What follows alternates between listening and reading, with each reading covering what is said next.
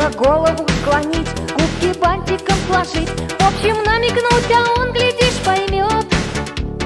Тут мы друг друга поняли без слов, ведь у нас очень чистая любовь. Нафига слова нам, мы так поймем то, о чем думаем ночью мы вдвоем.